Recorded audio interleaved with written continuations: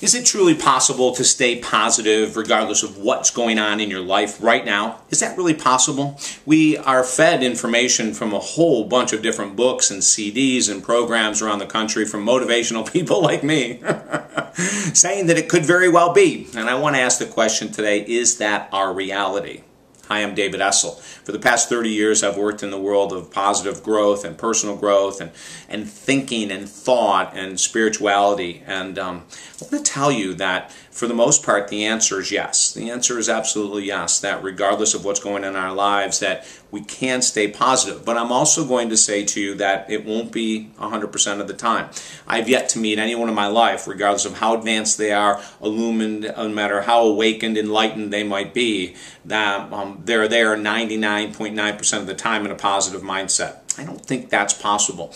But on the flip side, of all the clients I've worked with over the last 20 years, I'd say that one of the things they're always amazed with at the end of the processing and the end of the working is how little they are now drawn back into the drama negativity of the world.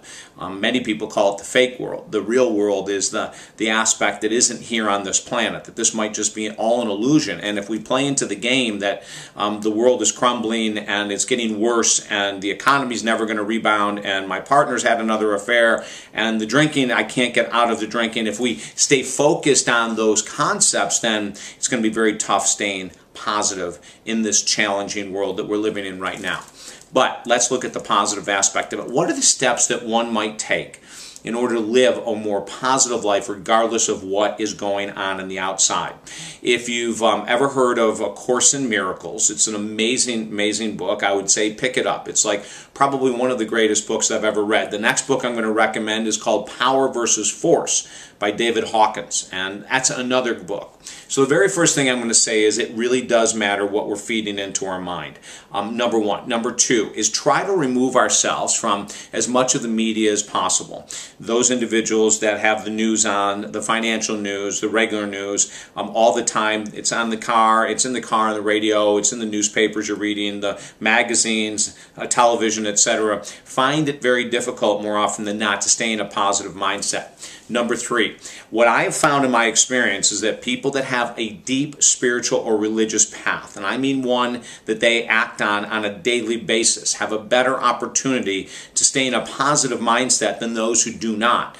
And what that means is, on a deep spiritual religious path, is that we surrender our will, not our effort, but we surrender our will to that of either God or love or compassion, altruism, that we surrender ourselves to something outside of who we are.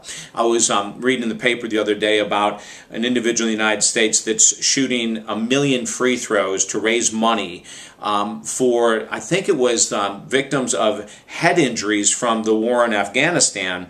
And when they asked him, why are you doing this? He said, because I needed to do something that was bigger than me.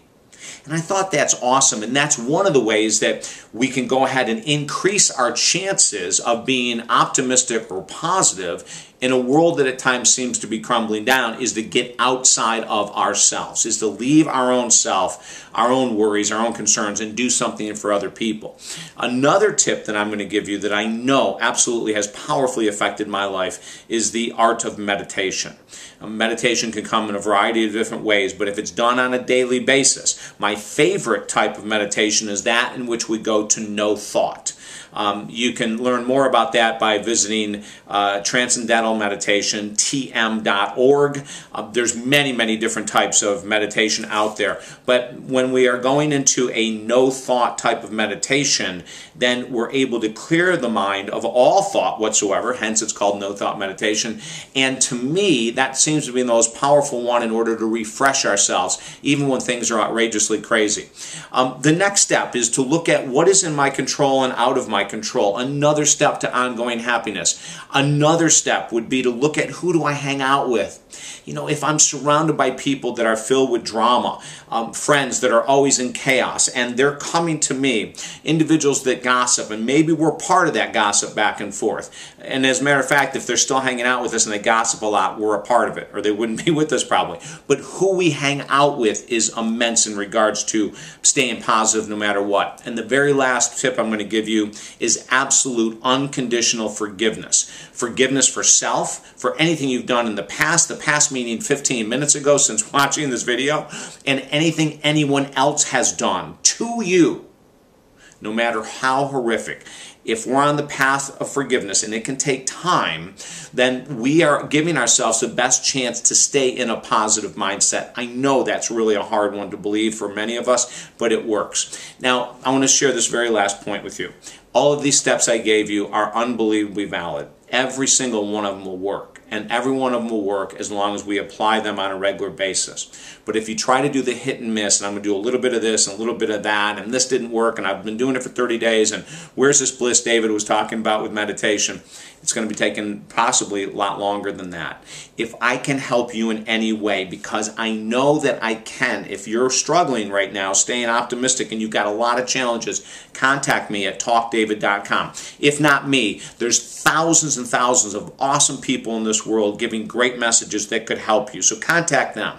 Share this message with as many people as you can, especially right now. And also sign up for our YouTube account so that every new video we do is automatically sent to that account for you. Okay? And once again, if I can help you, it's talkdavid.com. Have an awesome day.